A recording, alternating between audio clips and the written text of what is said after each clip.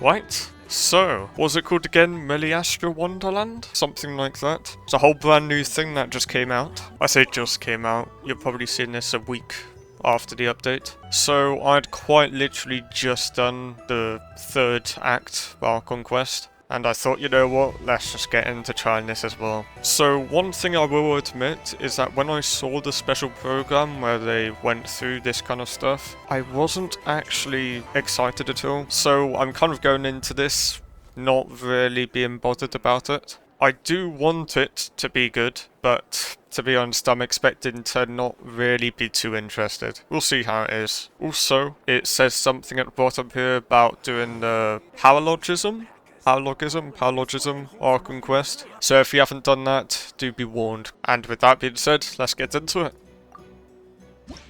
Imagine, if you can believe it, a whole other world within this universe. Okay. In that world, people found supreme bliss in what can best be described as lucid dreams. Reality became blurred, or rather, redefined. But outside of their flawless reality, the problems of the material world remained. And in the end, the cold, hard truths of the real world caught up to them in the reality to which they had escaped. Deep in the dark ruins, another soul who was fleeing destruction discovered the final remains of this world. I think this is a Hexen circle, remember, right? These two terminals were once a means for the dreamers to manage the outside world. Now, they form part of the mage's collection. The mage once tried to form a world from things she had gleaned in her eclectic experience. But as the calm observer, she never found that spark of inspiration to bring everything together. Before fate caught up to the wandering mage, she paid one more visit to her wise and learned friends. She learned much during their time together, and although she did not find the answer, her loneliness faded away in time. But as she and her friends crafted other wondrous worlds together, she finally realized the missing piece in the world she dreamed of creating. A vibrant, captivating protagonist. The glorious traveler and their impeccable companion were the perfect candidates. She was filled with hope.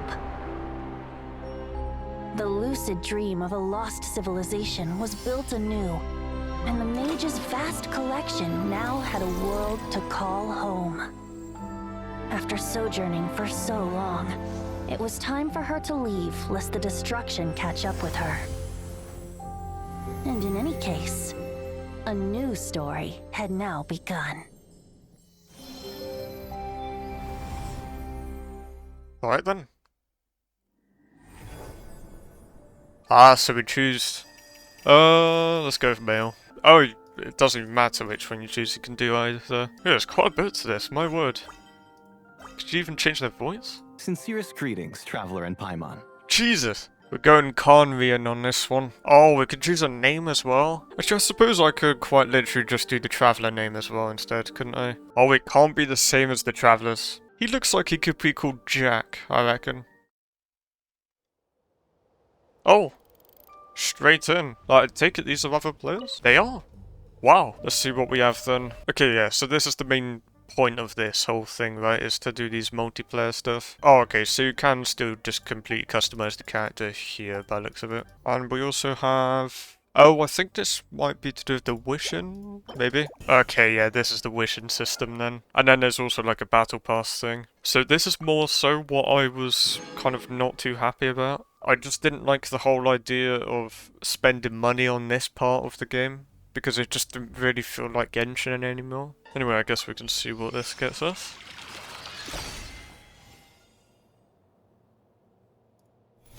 Yippee! Another wish, here we go.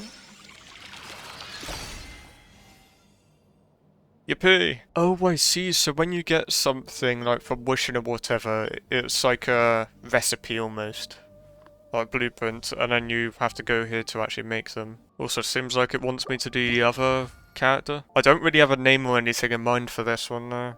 and I can't back out of it now. Guess we'll just go with default for now, and then I'll switch it if I want to. Sincerest greetings, traveler in Paimon. Good god, that's high-pitched. Actually, I did see a word earlier to do with eyes. I'm pretty sure that's an actual name, right? I think it was like iris.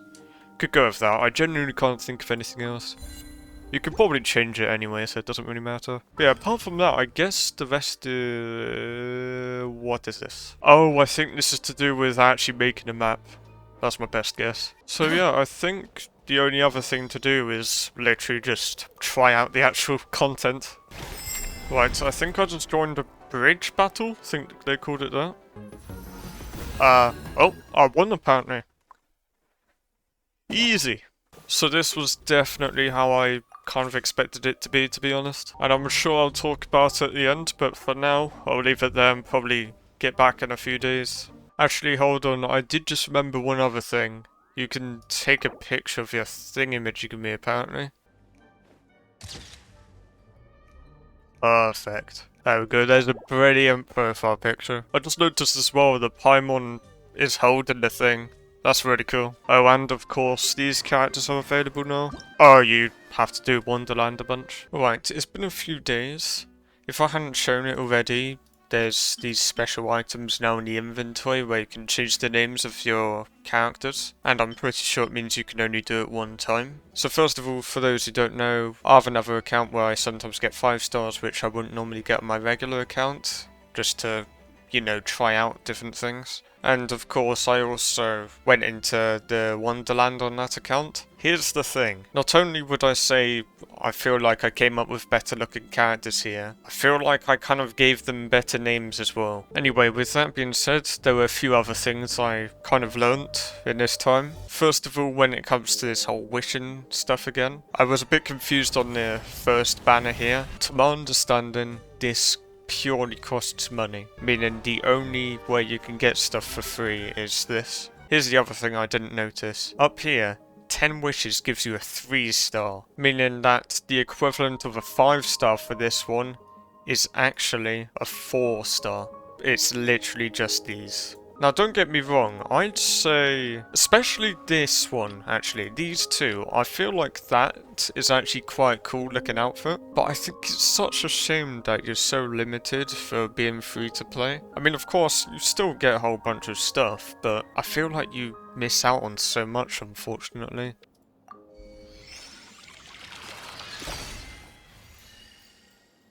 Okay, little thumbs up from Paimon. That's cool, I didn't realise you could get emotes from this. Oh! That's a Grober, right?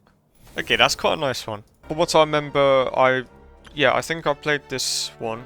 I only played one game of the things I tried. I think I tried this one as well. I also did that bridge battle. And the reason why I haven't bothered recording them and showing this in the video is kind of just because that's the content from the person who made it. It's not actually made by Genshin, of course, it's made by just some other player. And because of that, I kind of find it hard to judge the Wonderland game mode going off those things. Because depending on which game you decide to play here, might change how you view this whole thing. And I will say, all the ones I tried did seem good. If I hadn't said it already, it kind of just reminds me a lot of things like Fortnite Creative, Roblox, all of those kind of things. And I mean, well, that is the same sort of stuff, obviously. But the point I'm getting at is I don't feel like I'm as much of the target audience. Hence why I was already saying at the beginning that I didn't think I'd be too interested. But because I feel like I'm not the target audience, I don't think it's also right for me to then just say this is bad and things like that. Because something else I feel like I can probably go back on my word on was when I was talking about the battle pass and the wishing here. Because originally I was saying it's a shame how all of this costs money, but at the same time, I personally aren't even affected by that in the first place, because if I'm not planning on playing the Wonderland aspect of Genshin all that much, then the only way I'd be affected is if I want to play as them in the open world of Genshin, which is all you can really do in regular Genshin. What I've kind of just realised is that it doesn't even matter if it all costs money, because I'm not really affected by it anyway. And for those who do have all of these outfits, well, it clearly means they're happy to spend money for this stuff. And I mean, to be fair, I can probably come up with a cool looking outfit on the character anyway, even with just the free stuff. You know what, to give this a proper finish, I'll try and come up with a good outfit for the character. Back after a few days, as you can see, they look a whole lot different now. Same with the female one. I think it's part of the same set. I think it's to do with like sailing or something. But then for the guy, it's basically just the stuff I got from the Wishing. Also, just so I could really get the full experience, I also played enough to get these things as well. And I'm also very close to level 10, which is when you can actually level the characters up. So for the most part, everything I've already said is kind of still the same. Personally, I did actually find, to be fair, that something like maybe this, yeah, where it's like a puzzle, these ones actually were quite fun to me. So it's actually the more popular stuff, like as you see up here, which I tend to not be as interested in personally. But that being said, even if I do prefer some of the other things like this one as well, I'm still not sure whether I'd actually feel like playing the whole Wonderland in the first place. Also, slightly off topic, but one other thing I just had to say, the Stygian Onslaught reset literally earlier today. This was such a nightmare. I'd say my point still kind of stands though, and I suppose it is just like most other things. If you like this, you like this, if you don't, you don't. And also, of course, I have heard many people not being happy about the whole paying for a lot of the good skins. But think of any other game, and to be honest, that's actually kind of how it is anyway, isn't it? Again, it might just be since I'm not planning on playing this whole thing too much in the first place, that I don't really feel that negatively about it. But overall, I think this is quite a nice addition to Genshin. And with that being said, I'll see you all in the next one.